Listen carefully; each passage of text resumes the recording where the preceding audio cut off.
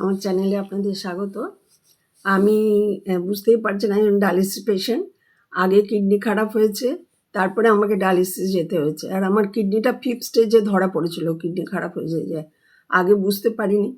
তো মনে করুন যখন আপনার কিডনি খারাপ হলো, তারপরে আপনি ধীরে ধীরে ডায়ালিসিসে গেলেন।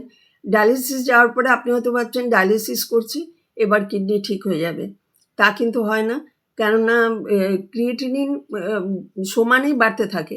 আপনি যেদিন করিয়ে এলেন ডায়ালিসিস, একদিন বাদেই আপনার শরীরে টক্সিন, ক্রিয়েটিনিন সব জমতে থাকবে। আর তখন কী হবে, আপনাকে আবার একদিন বাদে কি ডায়ালিসিস করাতে হবে। আর ডায়ালিসিসের এটা কোনো পার্মানেন্ট সলিউশন নয়।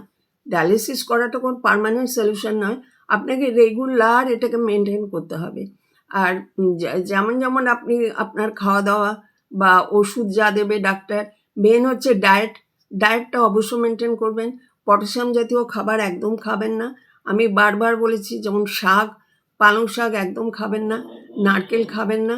আর যে 4টে ফল আমাদের খেতে বলে, যেমন আপেল, পেয়ারা, পাকা পেঁপে আর নাশপাতি, এই 4টে ফল ছাড়া অন্য কোনো ফল না খাওয়াই ভালো। খেলেও একটু একটু টেস্ট করলেন, হয়তো দুটো একটা মুখে দিলেন।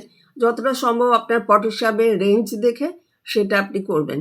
আর পটাশিয়াম যদি বেশি থাকে, তো তার আপনি সমস্ত এই সবজিগুলোকে লিচিং প্রসেসে খাবেন।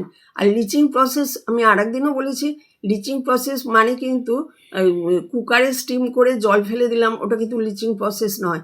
লিচিং প্রসেস হচ্ছে গরম জল বসিয়ে দেবেন, তার মধ্যে খানিকটা নুন দেবেন, জল যে বাটিতে বসালেন নুন দেবেন, তার মধ্যে জলটাকে ফুটতে দেবেন। একদম পুরো যখন ফুটে যাবে গ্যাসটা অফ করে দেবেন।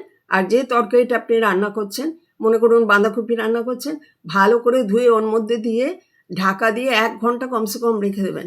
45 মিনিট থেকে 1 আওয়ার রেখে দেবেন। তাহলে কি হবে, আপনার পটাশিয়ামটা বেরিয়ে যাবে, তখন আপনি আরামে খেতে পারবেন। সমস্ত সবজিকে আপনি লিচিং করে খাবেন। কিন্তু আবারও বললাম, লিচিং মানে কিন্তু কুকারে স্টিম করে জল ফেলে দিয়ে খাওয়া না। তাহলে সব ভিটামিন সব বেরিয়ে যাবে ওর থেকে, তো আপনার কিছু শরীরে ওটা কাজে দেবে না। কেমন? আজ এই পর্যন্ত রাখছি।